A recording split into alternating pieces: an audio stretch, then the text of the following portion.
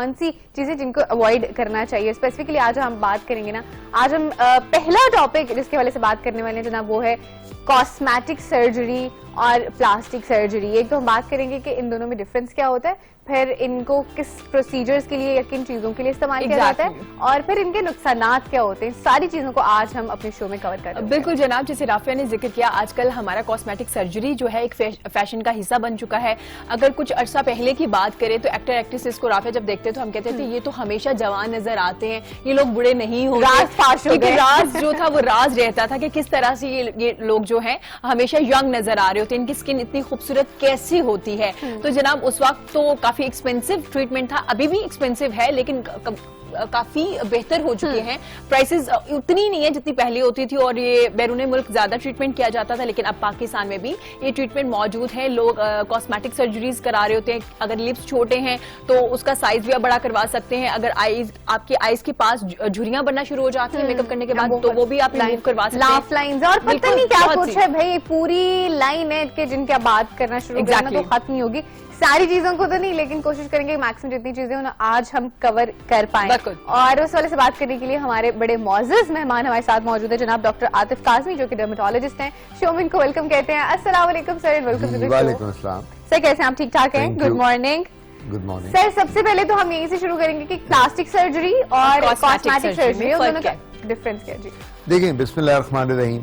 जो है ना प्लास्टिक सर्जरी, ये तो होती है कि जो मैंडेटरी का मतलब है किसी को बर्न हो गया या किसी के कोई स्कार पड़ा हुआ है चेहरे पे, जिस्म पे, या वो कोई बचपन का दाग है और वो नीवस है या बर्थ मार्क है जिसको जा नहीं रहा और उसको कल को बच्ची है या बच्चा है शादी होनी है, उसको तो कहते हैं प्लास्टिक सर्जरी। जो कॉस्मेटिक सर्जरी है इसका मतलब होता है कि आपने अपने आप को ब्यूटीफाई करना है। कॉस्मेटिक सर्जरी रिक्वायर्ड नहीं होती। कॉस्मेटिक सर्जरी होती है कि आपका एक शख्स कहता है जी मेरा नाक बहुत मोटा है या मेरा नाक का जो है ना वो जरा ब्रॉड है, तो उसके लिए हम नोज जॉब करते हैं, प्लास्टिक सर्जन करते हैं, जिसको फिर हम नाक उसको हम वैसा बना देते हैं जैसा वो चाहता है। सिमिलरली एक शख्स कहता है मेरे कान बहुत बड़े बड़े हैं, एलिफेंट ईयर्स कहते हैं उनको, वो कानों को छोटा कराना चाहता है, वो हो जाती है। फिर जिस तरह अभी आप बात कर रही थी कि चेहरे पे क्रोज फीट बन जाती हैं, लाफिंग लाइंस हो जाती हैं, गर्दन पे झुर्रियां पड़ जाती हैं, छाइयां पड़ जाती हैं, माथा जो होता है उस पे फ्राउनिंग लाइंस बहुत बड़ी हो जाती हैं, तो इनको हम कॉस्मेटिक सर्जरी कहते हैं। कॉस्मेटिक सर्जरी तब की जाती है कि जब आपकी उम्र से पहले आप उम्र रसीदा लगने लग जाए, उससे कॉस्मेटिक सर्जरी कहते हैं। ठीक है डॉक्टर साहब, आजकल आपने देखा है कि हमारी बच्चियां जो हैं वो अपनी एज से ज्यादा बड़ी लग रही होती हैं।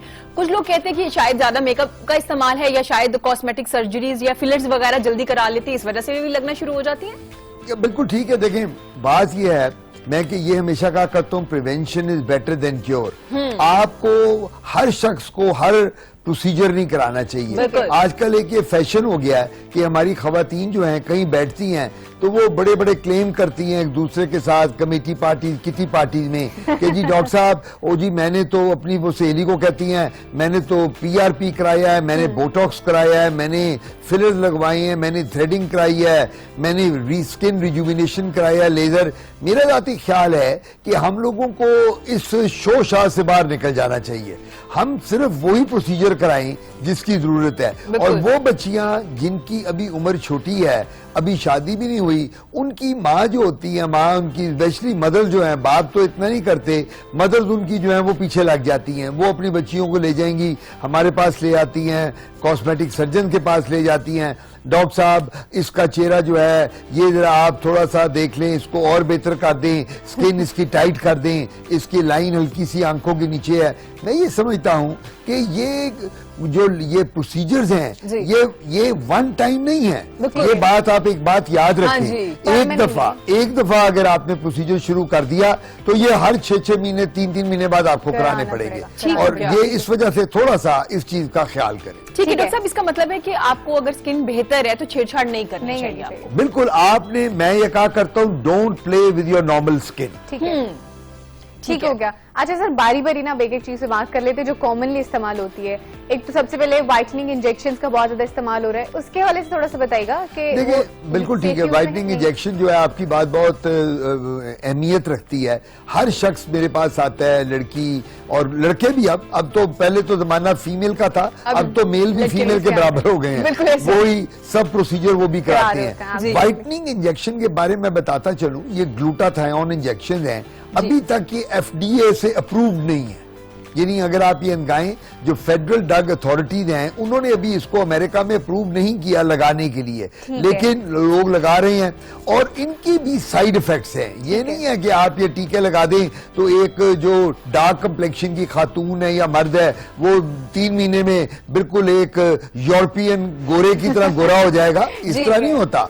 और ये तो बड़े बड़े लोगों ने लगवाई हैं, तो अगर ये हो रहा होता कि खाली टीकों के साथ गोरे लोग होते तो फिर तो पूरी दुनिया में काला बंदा रहता ही कोई नहीं। अच्छा डॉक्टर साहब, आपने इतना अरसा इस डिपार्टमेंट में सर्व किया है, माशाल्लाह से आपको इतने अवार्ड्स मिल चुके हैं, लेकिन हमने सुना है जो कॉस्मेटिक सर्जरी एस्थेटिक्स के इतने क्लिनिक्स बन चुके हैं, आप जिस भी एरिया में जाए वहां पे 4-5 तो आसानी से आपको मिल जाते हैं। लेकिन डॉक्टर साहब वो इसकी बाकायदा तौर पर प्रमोशन कर रहे हैं, वो बार बार बता रहे हैं कि जी ये इंजेक्शन बहुत बेहतर है, आप क्रीमी लगाना छोड़ें, ये इंजेक्शन लगवाएं और वाकई रंग गोरा हो जाएगा। वो अपनी मिसाल खुद दे रहे होते हैं, मतलब अपने फेस तो माशाल्लाह उनके बहुत ही बिल्कुल आपने बात ठीक की। देखें हमारे मुल्क में अभी तक कोई ऐसी लेजिस्लेशन नहीं है जो क्वैकरी को खत्म करे। क्वैकरी का मतलब है अतायत।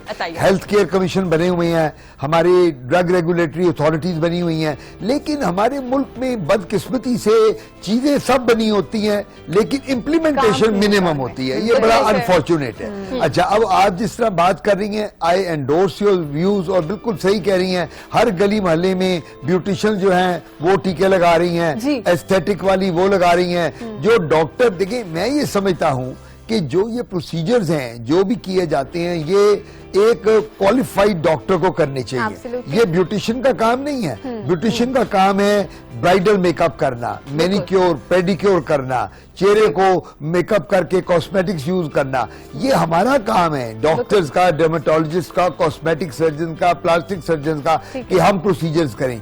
अनफॉर्चुनेटली जब वो आप ऐसे लोगों के पास जाएंगी जो गली मोहल्ले में जिन्होंने 2 नंबर क्लिनिक खोले हुए हैं, तो होता क्या है कि फिर आपकी स्किन का वेयर एंड टेयर ज्यादा होता है और अल्टीमेटली वो स्किन ठीक होने की बजाय जल्दी खराब हो जाती है। ठीक है। और सर अगर हम इसके नुकसानात के वाले से बात करें, सपोज हम किसी कॉस्मेटोलॉजिस्ट के पास ही जा रहे हैं, एस्थेटिक किसी बंदे के पास, डर्मेटोलॉजिस्ट के पास ही जा रहे हैं और उससे इंजेक्शन लगा रहे हैं, तो फिर सही सिचुएशन में भी क्या नुकसानात हो सकते हैं मैक्सिमम?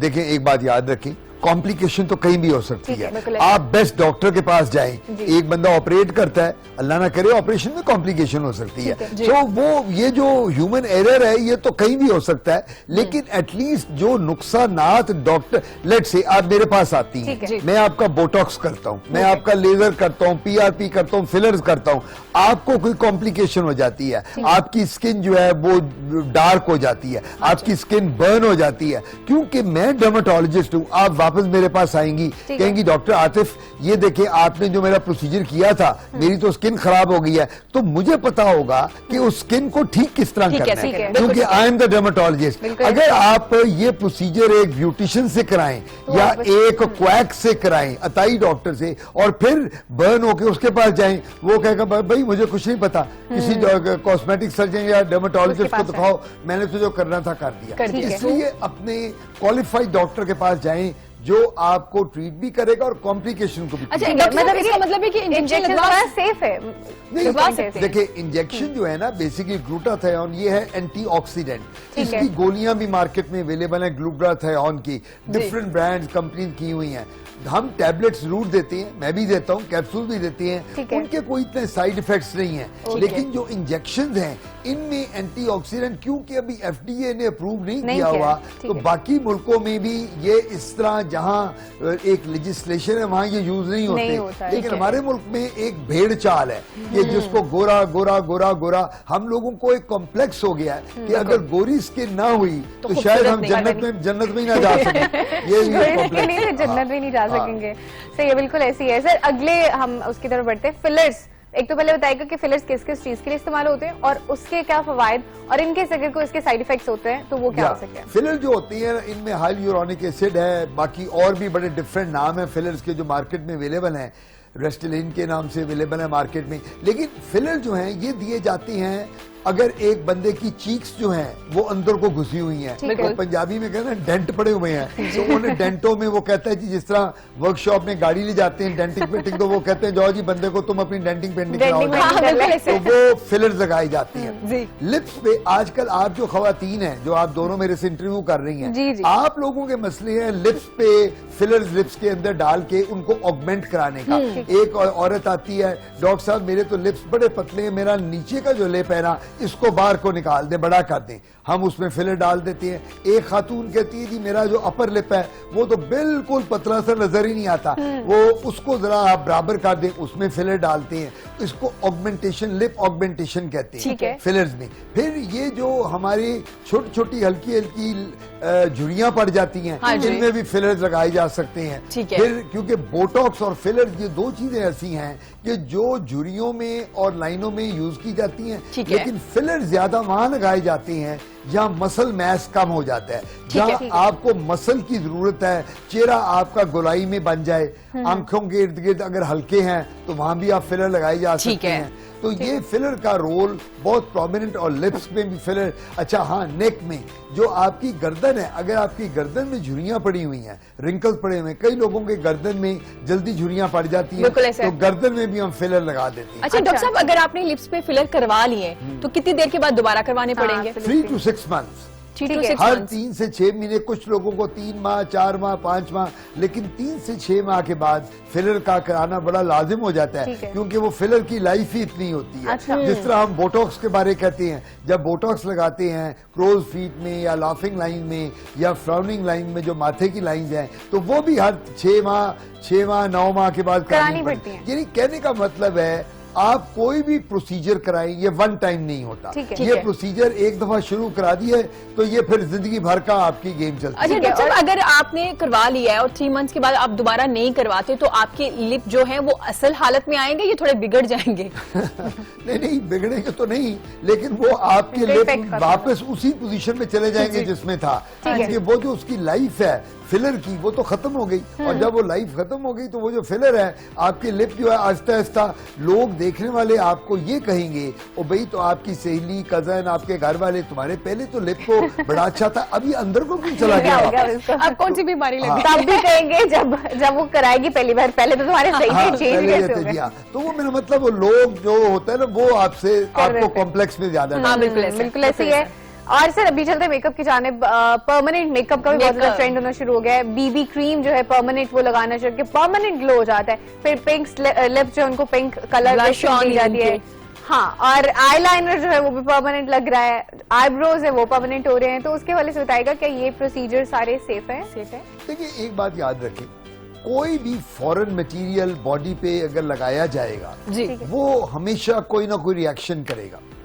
आप ये परमानेंट आईलाइनर, मैस्कारा, रूज, फाउंडेशन, लिपस्टिक्स जो मर्जी यूज करें, एक बात आप एग्री करेंगी, चाहे आप दोनों डॉक्टर नहीं हैं, कि इनमें केमिकल्स हैं। अच्छा अब वो मुझे आप ये बताएं, जब सर्दियां आती हैं तो ज्यादातर खवातीन चैपस्टिक क्यों यूज करती हैं लिप्स पे? ड्राई हो जाते हैं। आप लोगों के लिप्स ड्राई ज्यादा होते हैं, हम जो मेल होते हैं हमारे लिप्स ड्राई क्यों नहीं? क्योंकि हम लिपस्टिक यूज नहीं करते। आप लोग जो लिपस्टिक यूज करती हैं उसके अंदर एक केमिकल होता है जिसे लिप साल्व कहते हैं। वो जो लिप साल्व होता है वो इरिटेट करता है हमारे लिप्स को, और वो इरिटेट करके अल्टीमेटली क्या करता है कि वो आपको आपके क्रैक कर देता है लिप्स। तो जब सर्दियां आती हैं तो आपके लिप्स फटे फटे नजर आते हैं, फिशर्स होती हैं, फिर आपको चैपस्टिक और मॉइस्चराइजिंग क्रीम लगानी पड़ती है। और जो आपने ये क्वेश्चन किया कि परमानेंट आईलाइनर आ गया है, परमानेंट मैस्कारा आ गया है, परमानेंट फाउंडेशन आ गई है, मैं ये कहूंगा अब जिस तरह आप दोनों इस वक्त प्रोग्राम मेरे साथ कर रही हैं जी, आप दोनों ने प्रोग्राम में आई हैं, आपने जाके पफिंग भी कराई होगी, छोटा मोटा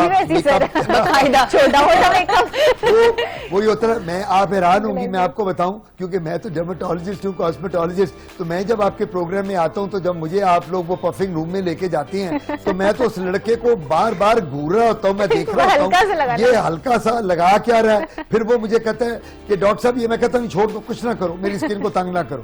तो मैं इसलिए ये आपको कहूंगा यहाँ कि आप अब जब प्रोग्राम से फारिग हो, आपने सबसे पहले मसलन आज आपका अब ये प्रोग्राम के बाद अगर कोई और प्रोग्राम इमीडिएटली नहीं है, गो टू योर वॉशरूम, अपना मुंह वाइप ऑफ करें, जो भी आपके कॉस्मेटिक्स से साफ करें और फिर घर जाएं। घर जाने का वेट ना करें कि मैं घर जाकर, क्योंकि अगर आप इस मेकअप के साथ इन कॉस्मेटिक्स के साथ बाहर निकलती हैं घर जाने के लिए और वो धूप में आपका इंटरेक्शन होता है, वो जो सन रेज है, अल्ट्रावायलेट रेज, वो आपके मेकअप के केमिकल को इंटरेक्ट करके आपकी स्किन को बर्न कर सकते हैं। अरे डॉक्टर साहब, अगर मेकअप आप अप्लाई कर रहे हैं उससे पहले आप सनब्लॉक वगैरह अप्लाई कर लेते हैं तो मेरे ख्याल साइड इफेक्ट थोड़े कम होंगे आपके फेस में। देखिए, उससे पहले सनब्लॉक का क्या फायदा? सनब्लॉक तो ऊपर आना चाहिए ना। अच्छा, स्किन नीचे नहीं आना चाहिए। सनब्लॉक का मतलब ये है, आपने मेकअप लगाया है, आप बाहर, आप मुझे कहती हैं डॉक्टर आतिफ मैंने जरा एक आधे घंटे के लिए बाहर जाना है, मुझे काम है, कहीं ऑफिस जाना है, किसी को मिलना है, मैं ये कहूंगा कि उस मेकअप के ऊपर सनब्लॉक लगाएं।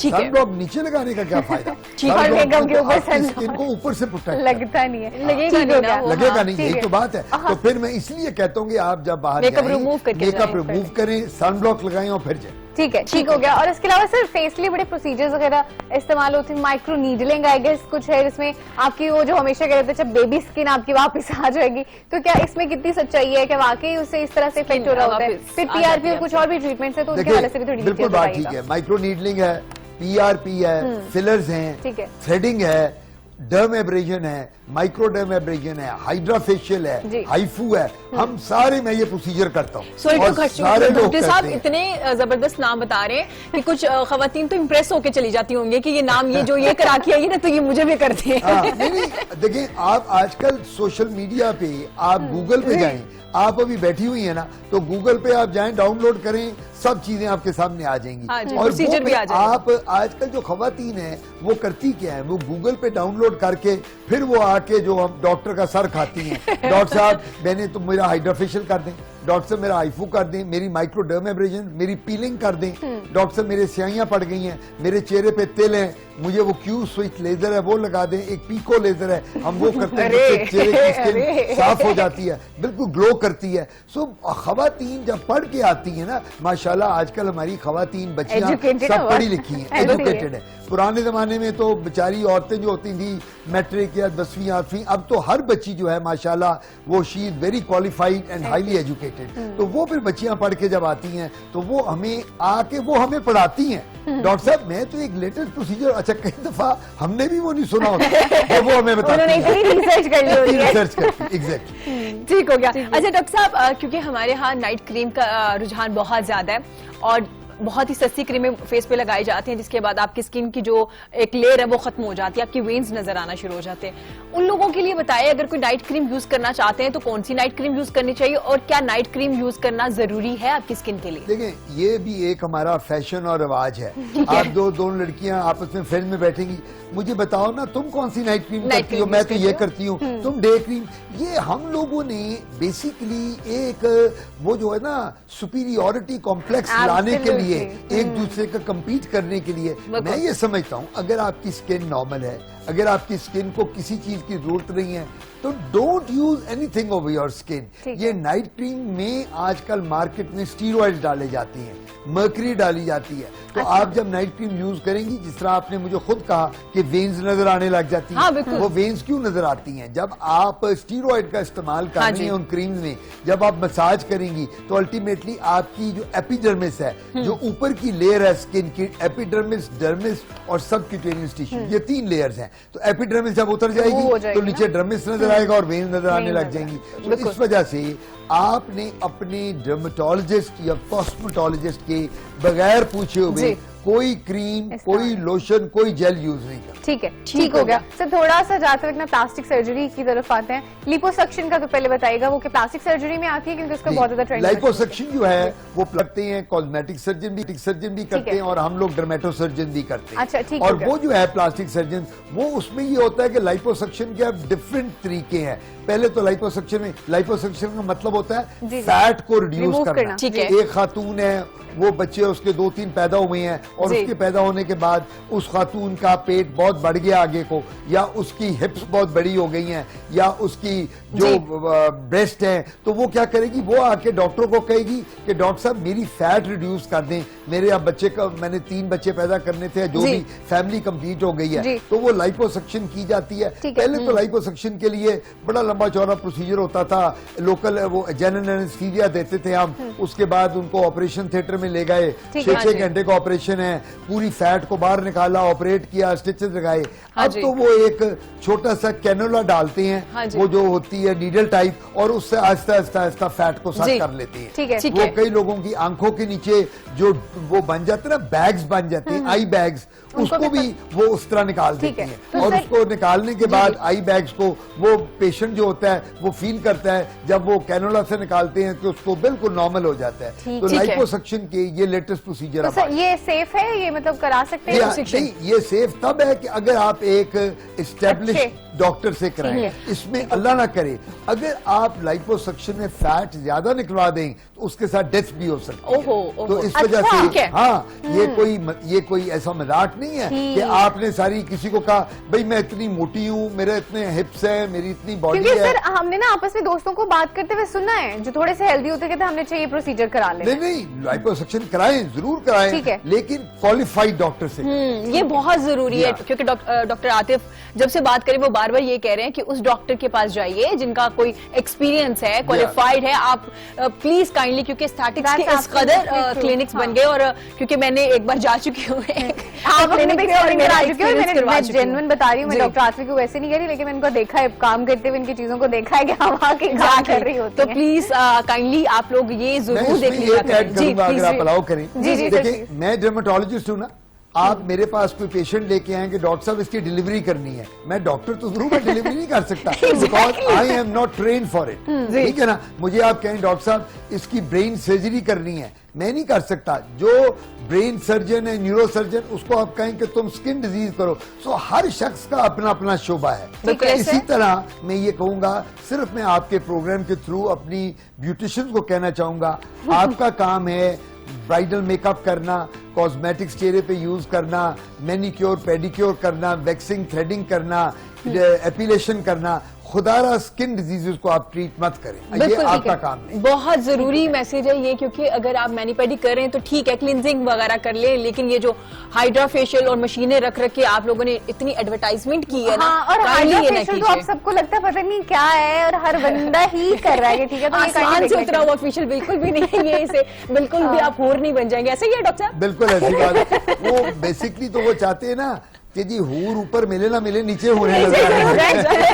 वहाँ तो पता नहीं हमें।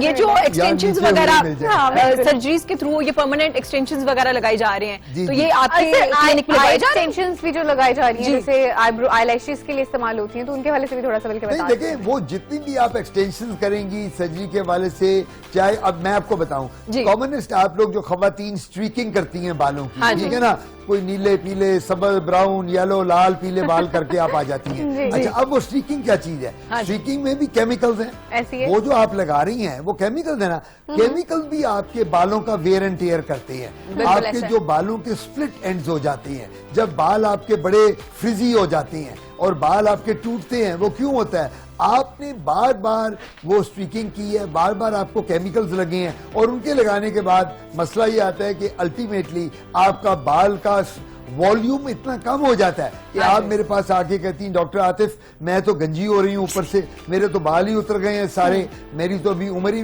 22 साल 24 साल है, मेरी अभी शादी नहीं हुई, कल को शादी होनी है मेरे बालों का। तो मेरा मशवरा ये होगा कि don't play with your hairs, आप यूज करें, बिल्कुल स्ट्रीकिंग भी करें, आप स्ट्रीकिंग के अलावा अपना हेयर ड्रायर भी यूज करें, पर्मिंग भी करें, रोलर्स भी लगाएं, लेकिन बड़ा स्पेरिंगली यूज करें, फ्रीक्वेंटली ना करें। फ्रीक्वेंटली नहीं करें। बहुत अच्छा, वैसे एक बात है, आप ना साथ साथ एक सैलून भी खोल दीजिए, उस पर चेक एंड बैलेंस रखिए, ताकि जो आपके पास ट्रीटमेंट करवाने आए वो साथ एंड बड़े सेफ तरीके से अपना मेकअप वगैरह भी करवा लेता है। एब्सोल्युटली सब पता है कि पर्मिंग क्या होती है और हेयर कट और सिर्फ कैसे बॉडी करते हैं। रीशेपिंग के लिए भी क्या कोई प्रोसीजर्स वगैरह हाँ, इस्तेमाल क्योंकि होते हैं? सब स्टैटिक्स में वो हमने देखा है एक क्लिनिक में जिसमें वो कह रहे थे कि आप अपना लंच करके ऑफिस से आए, कुछ ही वक्त में जो है आपकी बॉडी में से कुछ 1% पता नहीं कितने इंचेस कम हो जाता है Yeah. ट्रीटमेंट और फिर आइडियल फिगर के पीछे भी लोग बड़ा भागना शुरू हो गए हैं, तो एक्सरसाइज और वो सारी चीजें तो होती नहीं है, तो ये प्रोसीजर्स की तरफ नहीं, चले वो जाते देखिए, हैं। मैं ये समझता हूँ कि जो बॉडी रीशेपिंग हम लोग करते हैं, प्रोसीजर जी। जो करते हैं, कॉस्मेटिक सर्जन हैं, डर्मेटोलॉजिस्ट हैं,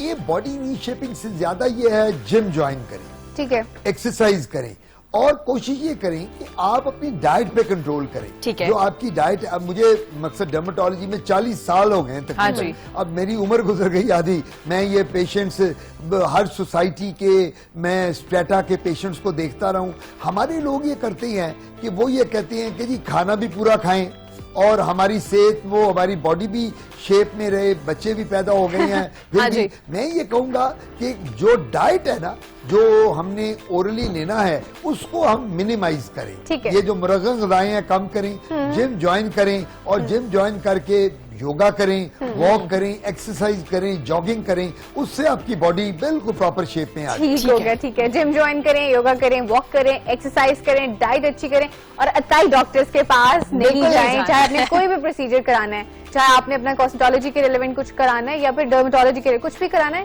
काइंडली प्लीज रेलेवेंट डॉक्टर के पास जाएं जिसको पता है कि सही चीजें कैसे करते हैं। बहुत शुक्रिया सर डॉक्टर साहब, आपका, आपका। Thank you so much Thank you studio so में आने much। के लिए। इंशाल्लाह इसी तरह से जब हमारा अगला टॉपिक आएगा तो आपको वापस इंशाल्लाह। हम जहमत देंगे। बहुत शुक्रिया बिल्कुल जी, आपका। बहुत शुक्रिया डॉक्टर आतिफ। So, और अब जनाब this was all, हाँ। एग्जैक्टली और